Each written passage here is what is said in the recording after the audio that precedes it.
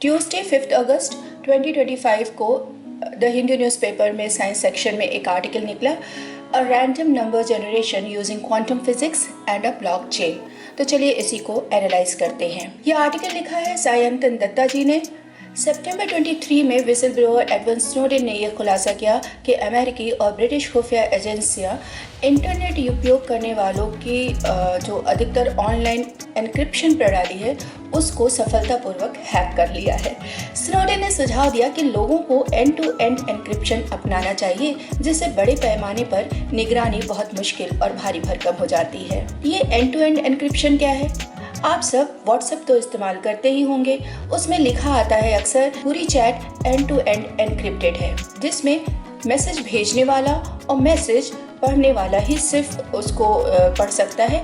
Otherwise बीच में जब message एक जगह से दूसरी जगह जा रहा है उसके बीच में कोई उसको डिकोड करना चाहे तो वो नहीं कर सकता। एंड टू एंड एन्क्रिप्शन में एक एल्गोरिथम रीडेबल डेटा यानी प्लेन टेक्स्ट को अनरीडेबल रूप में बदल दिया जाता है, जिसको कि हम साइफर टेक्स्ट बोलते हैं।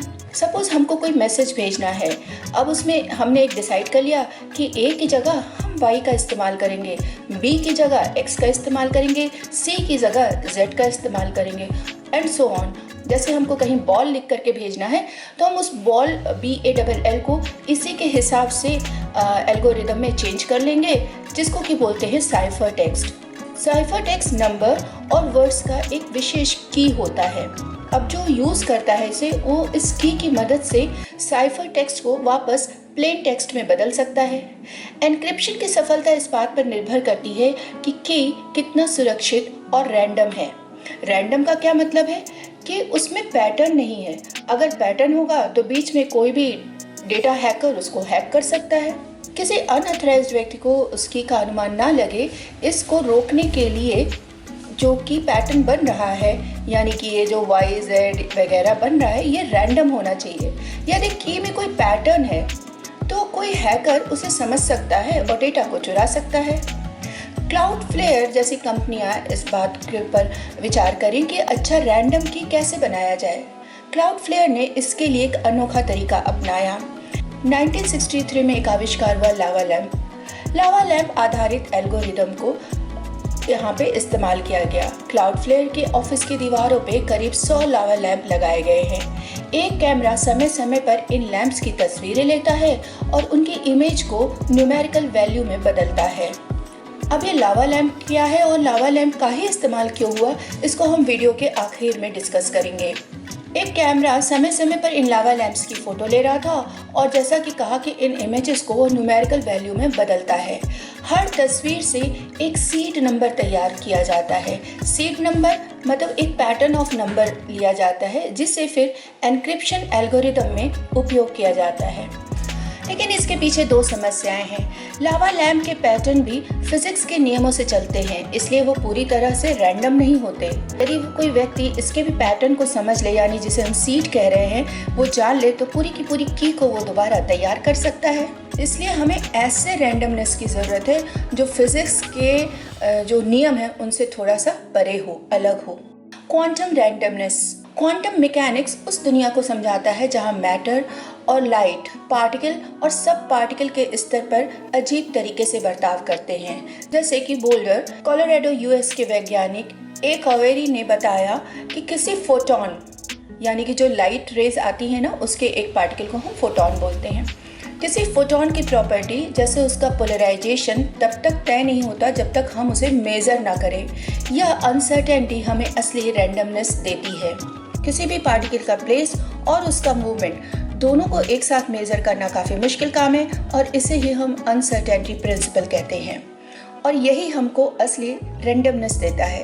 ये थोड़ा टेक्निकल हो रहा है, समझने में थोड़ी दिक्कत आ रही होगी, लेकिन फिर भी हम कोशिश करते हैं कि इस आर्टिकल को पूरा समझा जाए। तो जो असली रैंडम नंबर्स हैं वो कैसे तैयार किए जाते हैं? बोल्डर्स की टीम 2 इंटेंगल्ड फोटॉन्स बनाती है। इंटेंगल्ड मतलब आपस में उलझी हुई। फोटॉन्स वेव की तरह मूव करती हैं और 2 वेव्स को हम आपस में इंटेंगल्ड कर देते हैं, और ये काम किया जाता है एक विशेष क्रिस्टल से। तो ये जो 2 इंटेंगल्ड फोटॉन्स हैं वो स्पेशली अलग अलग होते हुए भी क्वांटम स्तर पर जुड़े होते हैं। इन फोटॉन्स की पोलराइजेशन की दिशा ट्रूली अनप्रेडिक्टेबल होती है, यानी हम नहीं बता सकते कि ये किस डायरेक्शन में पोलराइज होगा। इस डेटा को बाइनरी यानी कि 0 और 1 में बदला जाता है और यह डेटा पब्लिकली ब्रॉडकास्ट भी किया जाता है। इसे कहते हैं quantum random number generator beacon. अब ये लोग जो तकनीक इस्तेमाल करते हैं उसमें फोटॉन्स के ऑसिलेशन को रिपीट करके वैलिडेट किया गया है। लगभग 2 किलोमीटर दूर एक और सिस्टम यह जांचता है कि पोलराइजेशन ट्रूली रैंडम है या नहीं। इस डेटा को आगे प्रोसेसिंग के लिए भेजा जाता है ताकि किसी बायस को हटाया जा सके। DRAND सिस्टम, DRAND एक ग्लोबल नेटवर्क है जो कई इंडिपेंडेंट पार्टियों द्वारा संचालित होता है, जैसे EPFL स्विट्जरलैंड, क्लाउडफेयर आदि। यह सिस्टम रैंडम सीड को जनरेट करता है और उसे एक क्रिप्टोग्राफिक फिंगरप्रिंट से जोड़ देता है ताकि कोई भी डेटा बाद में बदला ना जा सके। अब ये क्रिप्टोग्राफिक फिंगरप्रिंट्स क्या है, इसको भी हम लोग बाद में समझेंगे। कावेरी कहते हैं कि क्लासिकल सिस्टम जैसे लावा लैम्प बेस्ड या एल्गोरिदम बेस्ड RNGs कभी भी ट्रू रैंडमनेस नहीं दे सकते। इसके लिए क्वांटम सिस्टम ही सबसे उपयुक्त है। पर इसमें चैलेंजेस क्या हैं? क्वांटम रैंडमनेस एक्सट्रैक्ट करना आसान नहीं है, लेकिन जब एक बार हासिल कर लिया जाए तो वो क्लासिकल रैंडमनेस से कहीं अधिक सेफ है। भविष्य में सभी क्रिप्टोग्राफिक सिस्टम को क्वांटम सेफ होना पड़ेगा, क्योंकि क्वांटम कंप्यूटर पुराने सिस्टम को बहुत आसानी से तोड़ सकते हैं, यानी कि हमारे और आपके डेटा जो है वो सेफ नहीं रहेंगे। तो साइबर सिक्योरिटी में एन्क्रिप्शन, रैंडम की जनरेशन और DRAND सिस्टम क्या है, इसके बारे में आप डिटेल जरूर पढ़िएगा। तो मैंने शुरू में बोला था कि लावा लैम्प को हम लोग डिस्कस करेंगे। लावा लैम्प एक बहुत ही इंटरेस्टिंग और अट्रैक्टिव लैम्प है जो ना सिर्फ सजावट के लिए काम आता है बल्कि आजकल साइबर सिक्योरिटी और एन्क्रिप्शन में भी प्रयोग के लिए चुना गया है। लावा लैम्प एक कांच की बॉटल जैसा होता है जिसमें 2 तरह के मटेरियल होते हैं। एक तो होता है कलर्ड वैक्स यानी कि रंगीन मोम, और दूसरा उसमें होता है लिक्विड, अक्सर पानी या कोई ऑयल ले लेते हैं। तो जैसे लाइट ऑन होती है, नीचे इसमें एक बल्ब लगा होता है जो गर्मी पैदा करता है।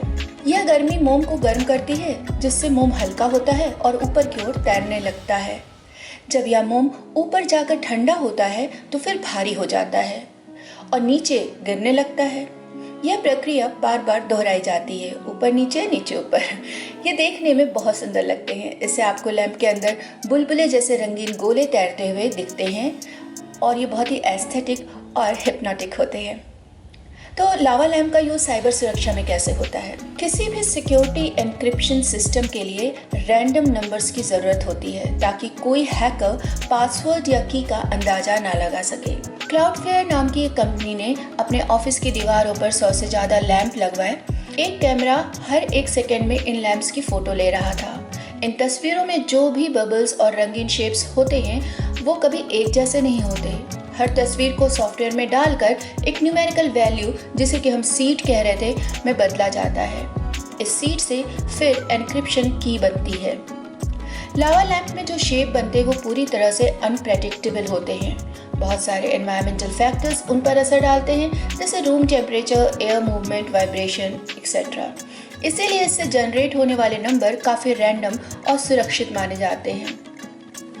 लेकिन फिर भी हम इसे परफेक्ट रैंडमनेस का एग्जाम्पल क्यों नहीं मानते? हालांकि लावा लैम्प देखने में पूरी तरह रैंडम लगता है, लेकिन इसके बिहेवियर को फिजिक्स के लॉज जैसे थर्मोडायनेमिक्स से समझा जा सकता है। यानी थ्योरेटिकली कोई साइंटिस्ट इसके मोशन को प्रेडिक्ट कर सकता है। इसलिए अब वैज्ञानिक लोग क्वांटम मैकेनिक्स का सहारा ले रहे हैं जहां असली रैंडमनेस पॉसिबल है। तो आप समझते हैं क्रिप्टोग्राफिक सिस्टम क्या है? यह एक ऐसा सिस्टम है जो डेटा को सुरक्षित रखने के लिए एन्क्रिप्शन और डिक्रिप्शन की प्रोसेस को उपयोग करती है। यह सुनिश्चित करता है कि केवल अधिकृत व्यक्ति ही डेटा को पढ़ सके या समझ सके, जबकि जो अनऑथराइज्ड व्यक्ति है वो इसको ना पढ़ सके। एक तरीके से कह सकते हैं एन्क्रिप्शन का मतलब है डेटा को एक सीक्रेट फॉर्म में बदलने की प्रक्रिया, जिसे सिफर टेक्स्ट कहा जाता है। डिक्रिप्शन बोलते हैं कि सिफर टेक्स्ट को वापस से पढ़ने के रूप में बदलने के प्रोसेस को, जिसे हम प्लेन टेक्स्ट भी कहते हैं। एन्क्रिप्शन और डिक्रिप्शन प्रक्रियाओं में उपयोग होने वाला जो गुप्त डेटा होता है, जो डेटा की सेफ्टी को सुनिश्चित करता है, उसे हम की कहते हैं। अब हम समझने की कोशिश करेंगे कि DRAND सिस्टम क्या है। इसको बोलते हैं डिस्ट्रीब्यूटेड रैंडमनेस बेकन। एक आधुनिक तकनीक है जो दुनिया भर के विभिन्न भरोसेमंद जो कंपनियां हैं वो इसको अपनाती हैं। ये सुरक्षित है और पारदर्शी तरीके से रैंडम नंबर को बनाता है। इसे साइबर सिक्योरिटी, एनक्रिप्शन और ब्लॉकचेन जैसे एरिया में यूज़ किया जाता है। ये रैंडम नंबर्स जनरेट करता है, इन्हें पब्लिकली ब्रॉडकास्ट करता है और ये नंबर इतने सेफ होते हैं कि इनका अनुमान लगाना या इनको रिपीट करना पॉसिबल नहीं है। DRAND एक डिजिटल डाइस है जो पूरी दुनिया के लिए रैंडम, वेरीफाइड और टेम्पर प्रूफ यानी कि जो छेड़छाड़ नहीं कर सकता ऐसे नंबर देता है। आप लूडो खेलते हैं ना, वैसा ही समझ लीजिए। आप लूडो खेलते हैं, हर बार एक नया नंबर आता है। उसी तरीके से DRAND एक डाइस है जो पूरी दुनिया के लिए एक रैंडम नंबर्स देता रहता है। DRAND में दुनिया भर की कई भरोसेमंद संस्थाएं जुड़ी हैं, जैसे क्लाउडफेयर, EPFL स्विट्जरलैंड, कुडेलेस्की सिक्योरिटी और कई सारी यूनिवर्सिटीज़ और रिसर्च ऑर्गेनाइजेशन। ये मिल करके एक डिस्ट्रीब्यूटेड नेटवर्क बनाते हैं, यानी कि कोई एक व्यक्ति या संस्था इस पर कंट्रोल नहीं कर सकती है। हर संस्था एक छोटी सी रैंडमनेस जनरेट करती है और फिर मिलकर क्रिप्टोग्राफिक तकनीक से उसे एक फाइनल नंबर में बदल देती है। ये तरीका इतना सेफ होता है कि अगर कोई संस्था धोखा देने की भी कोशिश करे तब भी फाइनल नंबर सुरक्षित और अनप्रेडिक्टेबल रहता है। क्रिप्टोग्राफिक हर जनरेटेड नंबर का एक खास फिंगरप्रिंट के साथ साइन किया जाता है, जिससे कोई उसे बाद में बदलाव ना कर सके। ये फिंगरप्रिंट बाकी सभी अगले नंबर से जुड़ा होता है। अगर कोई एक भी नंबर बदले तो पूरी की पूरी चेन टूट जाती है। तो लार्ज स्केल पे किसी देश में चुनाव कराना है तो भी हम इसका इस्तेमाल कर सकते हैं, और कहीं पर भी लार्ज नंबर पे डेटा की ज़रूरत है, साइबर सिक्योरिटी की ज़रूरत है, तो इसका इस्तेमाल किया जा सकता है। तो आपको ये वीडियो पसंद आया हो तो लाइक, शेयर, सब्सक्राइब जरूर करिए और मुझे कमेंट बॉक्स में ज़रूर बताइए कि आपको ये वीडियो कैसा लगा। मैं आगे भी ऐसे वीडियो बनाऊँ आपके लिए। आपको भी कोई टॉपिक पसंद है जिसको मैं एलैबोरेट कर सकूँ तो मुझे कमेंट बॉक्स में ज़रूर बताइए। Thank you for watching. जय हिंद।